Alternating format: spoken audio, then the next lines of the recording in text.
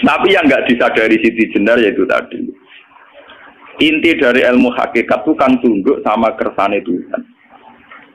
Kalau sudah tunduk pada kersane Tuhan, kalau kersane Tuhan roh kita harus di jasad.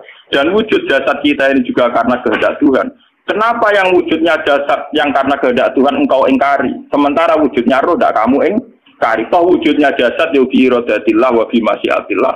Wujudnya roh ya bi wujudit bi masyiatillah wa iro. Harusnya fungsi jasad juga harus kamu akui toh Siti Jenar. Wong sekarang kita punya jasad ya bukan karena kita, karena kehendak Allah. Kenapa kamu ingkari? Berarti kamu ingkari kehendak meneng Siti Jenar.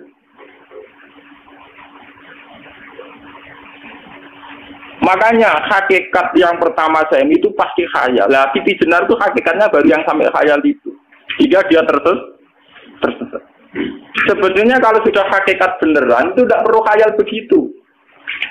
Artinya tidak perlu khayal jasad kita yang senajan ora ana gunane ini. Tetap ya wae wujudnya karena kehendak Allah. Juga kita harus terima. Apapun kekurangannya, apapun kenaifannya, ironisnya harus kita terima. Ini sebagai bentuk penerimaan kita pada masyiatil. Begitu juga keadaan roh kita sebagai penerimaan atas masyiatil. Meskipun ada teori-teori roh yang lebih valid. Lebih valid misalnya begini. Kanjeng Nabi itu suatu saat ininya terputus karena perang Uhud. Itu Kanjeng Nabi dia dolanan dirijine itu. Napa jari jemari ini Nabi putus. Dia dolanan. Jadi Nabi sendiri kadang sering ngajarkan ilmu hakikat. Hal lagi illa isbun udmiyat wa fi sabilillahi ma laqitu. Kowe ora trimo fisik, bentuk fisik jari jemari sing ditebir berdarah. Tapi nak kowe wis fi sabilillah ayo wis balik ning habitatem. Sehingga kenapa para sahabat itu ketika dicincang, ketika putus tangannya, putus kakinya, sahabat yang usul ke ilmu hakikat itu malah senang. Karena jasad kita ini kan ila sabilillah menuju jalan Tuhan. Sekali dia sudah terluka fisabilillah itu sudah menemukan formatnya. Cara teori Cina sudah menemukan formasinya. Paham gitu? Ora kok malah ngeluh itu berarti goblok kok ngeluh. Paham enggak? Paham apa? Jadi, makanya Nabi ngertikan ya itu sudah ketemu formatnya. Ketika rohnya para syuhada nanti kembali ke Tuhan ya ketemu formatnya lagi.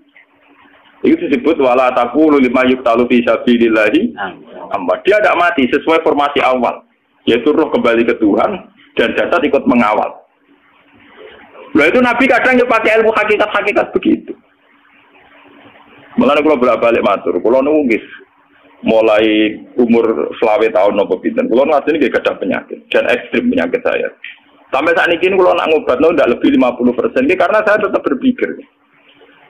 Misalnya cara syariat kan berubah, tapi cara hakikat apa betul keberadaan saya di alam ini penting. Sehingga aku kepengen urip tak bila-bila ini ngantekan ratusan juta. Jangan-jangan penting mati ku timbang uripku. Lah nak ngono lha apa tak bila-bila ini? Entek ratusan juta. Jadi misalnya kita berobat ya mau, ya cari nabi kan berobat. Pokoknya kita Islam masih mau geruduk kadang orang paham. Sekali kamu mengamati dengan sisi hakikat, coba sekarang sampean pikir, coba sekarang nggak pakai logika hakikat, pakai logika syariat saja. Saya ini misalnya asetnya 10 juta, misalnya, saya punya aset 10 juta. Tapi misalnya aku rugen awan atau dipengaruhi di masa depan sama ada, kalau kulo kan soalnya cara teori di masa. Misalnya pulau rugen, artinya kere di duit 10 juta aset. Tujuan saya sembuh kan supaya aku iso sembuh sehat, engkau iso kerja untuk anak. Tapi karena saya sakit nanti operasi tidak 10 juta.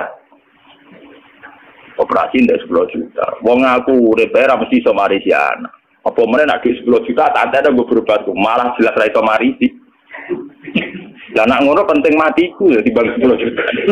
Karwan iso diwaris langsung. Sementara anak aku mari dibiayai 10 juta, orang mesti mari 10 juta mesti entek. Artinya tidak ada jaminan kalau berobat itu secara fisik ke depan lebih baik. Soalnya malah ngantekno donya enggak jelas akibat positifnya. Misalnya tetap lumpuh duit teori loh. Bapak artinya apa? Teori hakikat tetap lebih benar bahwa hidup itu tidak ada artinya, semua itu tidak ada artinya. Berobat apa enggak berobat semuanya tidak ada arti. Teori loh gini. Sehingga kalau kita tengah-tengah aja tengah-tengah, kasus kula misalnya loro nggih berobat. Gusti separuh kula nglakoni syariat, tapi sebagai kula ulama fikih iki separuh kula lakoni napa? Jadi kula tetep mboten ngarah obat 100%. Tapi orang ngarah berubah wong kula tiyang napa? Syariat. Tapi memang faktanya itu begitu. Cara Kanjeng Nabi kadang Kanjeng Nabi berubah.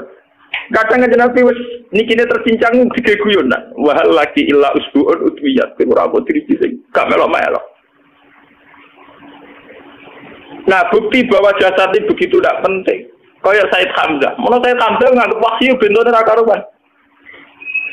Kalau teori Siti Jenar itu benar, teori Jalaluddin Rumi benar. Benar teorinya ya, orang kok ra salate lho nggih, maksudnya pun nganut ra salate. Benar dalam analisis roh. Ketika Said Hamzah dinyatakan mati oleh manusia, oleh hukum manusia dinyatakan mati karena dia sudah tidak bergerak. Dalam teori hakikat kan rohnya Said Hamzah sudah fi khawasili tuyur dan khudrin. Rohnya sudah diambil Tuhan, tidak mati. Paham ya? Ketika rohnya Said Hamzah sudah diambil, jasad ini sudah tidak punya rasa. Sekarang secara syariat kasat mata kita tahu, wong jasad nak diinfus, di sayat-sayat dioperasi orang kroso. Apa meneh saiki ruhe wis bisa. Lah ya jasad itu gampangnya dioperasi dibius saja terus tidak kerasa. Apalagi rohnya sudah diambil. Nah saiki bayangkan ketika Said Hamzah itu sudah di atas. Niku kira-kira dulu wahsi ra wong bentuk. Lho wong kok baca igabus. Ketika jasad benar-benar tidak penting, kemudian jasadnya Said Hamzah kan dicincang oleh wahsi. Ketika rohnya sudah diambil kan Hamzah tidak merasakan. Berarti Said Hamzah guyu-guyu wahsi. Wahsi cek bentuk nih, gabus dicincang. Paham ya? Lho niki tenan. Artinya ketika pandangan manusia iba kepada Said Hamzah karena dicincang, dimutilasi oleh wahsi. Wahsi tidak mengalami Pak Sinten, Said Hamzah tidak mengalami apa-apa karena rohnya sudah bersama Tuhan. Dan iso wae Said Hamzah malah guyu-guyu wahsi. Cek goblok gabus kok dicincang. Lah nak ngono rak mirip, makanya dalam hal ini itu dalam teori roh itu sebetulnya Siti Jenar tidak sesat dalam teori roh. Tapi jangan katakan itu penemuannya Siti Jenar. Siti Jenar itu terlambat. Sebelum itu ada Husain Al-Khallas, sebelum itu ada Jalaluddin Rumi, sebelum itu juga ada sahabat, ada nabi. Cuma cara aplikasinya Siti Jenar melenceng. Jadi jangan katakan kok tak kampus-kampus. Itu pendapat Siti Jenar itu malah goblok meneng. Siti Jenar itu sanut, paham nggih maksud apa? Wis sanut. Nah, teori yang sama terjadi pada Yesus Kristus. Ketika Yesus misalnya secara lahir dicincang, dimutilasi, diapakan oleh orang Yahudi, sebetulnya rohnya dia sudah bersama Tuhan, kembali ke Tuhan Bapa, nah cara Kristen. Nah cara Islam ya balik ini pangeran. Andaikan itu iya, itu ya ada masalah karena hakikatnya dia tidak dicincang, tidak dibunuh. Andaikan iya, tentu menurut Islam yang dibunuh Yudas atau siapa itu yang masuk bialah. Tapi sama sebetulnya teorinya sama. Kalaupun iya ada masalah. Oke, kalau misalnya Nabi Isa karena ada kontroversi menyangkut dia atau Yudas. Sekarang yang Zakaria dan ya Zakaria yang itu dicincang betul oleh orang Yahudi, matinya dimutilasi. Tapi dia tidak apa-apa. Karena ketika beliau dicincang, rohnya sudah diambil. Ini rumah tenan kan, bener untuk kendel mati paham kan ya. Jadi maksudnya ini kalau ajari, nak mati itu tidak problem. Ini kalau urip mati loh. Nah ini bersamaan paham ya. Kaitan la ilaha illallah ini nanti semuanya sama kaitan sama apa? La ilaha illallah. Ini nanti ujungnya sama dengan la ilaha illallah. Begitu juga seterusnya. Misalnya Yahya kalian sinten? Zakaria. Ketika Tuhan ditanya, jadi tenggene alam malakut pengiran ditakok, ya Allah, Yahya dan Zakaria itu kan hamba pilihan engkau. Ketika dicincang kok jenengan biarkan. Endi Yahya Zakaria dicincang? Aku itu ra goblok dari pengiran. Sedurunge dekne dicincang jasate ruhe tak jupuk. Dadi dekne ora krasa blas. Begitu juga yang tafsir-tafsir sampean lihat wa Maryama.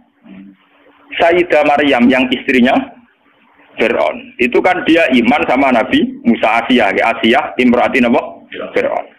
Asiyah imro'ati Fir'aun, ya. Itu kan dihukum oleh Fir'aun. Ketika mau ditumpahi apa? Batu besar. Iku Allah ketika di pangeran, ya malaikat maut cepat ambil rohnya sebelum dihujami batu besar. Terus rohnya diambil. Sebab itu dalam hukum Tuhan, Tuhan itu tidak merasa bahwa Tuhan membiarkan Asia, membiarkan Hamzah, membiarkan Yahya, membiarkan Zakaria. Dalam hukum Tuhan semua orang ini roh-roh terhormat. Akhirnya nak anggo teori iki sing nyincang malah goblok wong gabus goblok cincang ora dadi. Nak anggo teori iki malah berbalik, sing goblok sing nyincang. Tapi yo ora kok sesuai sampean kiaskan saja. Wong dibius wae disayat-sayat gak kroso. Kaya apa nak ruhe bener-bener wis tercabut terpisah. Rasane nang ndi? Itu disebut wala taqulu limayuk talu fi sabilillah napa? Lah kemudian roh ini kemana? Nah, roh itu sudah menyatu dengan kalimat tauhid. Mesti roh itu bersaksi la ilaha illallah. Itu sih disebut neng alam roh ketika Allah tanya alastu bi rabbikum mesti qalu bala. Mesti mereka jawabnya napa? Bala. Karena alam roh tentu lebih mudah bersaksi akan keberhadiran dan keeksistensi Tuhan Allah Subhanahu wa taala. Paham ya, ini sama penting. Nah, ketika kalimat tauhid sudah menyatu kayak begini, itu mesti kalimat tauhid sing mesti langsung untuk swarga. Itu dimaksud Nabi mustaiqinan biha qalbu mukhlishon biha qalbu. Hati itu qalbu kan nggak bisa kamu artikan jantung atau liver kayak teori modern sekarang. Misalnya qalbun itu apa? Jadi kiai qalbun itu jantung. Nah, ngono beda mek liver. Lah nek liver apa kabidun? Iku akal-akalan aja padha ora paham. Bahasa kolbun, fikrun, aklun itu sesuatu yang misteri. Roh ini kemudian dengan kalimat tauhid sudah menyatu disebut mukhlishon biha qalbu. Ada tingkat kemurnian hubungan roh dengan kalimat tauhid. Lah kalau begitu pasti dakhalal jannah. Karena tidak mungkin kalimat tauhid kok dinra. Lah ini mau masalah-masalah hakikat. Uang sing gak tahu petualangan hakikat, momennya sing sering bingung, bakas duit, bayar kredit, utang jatuh tempo, orang kan kalau mikir, utang kamu sentak gue mikir duit.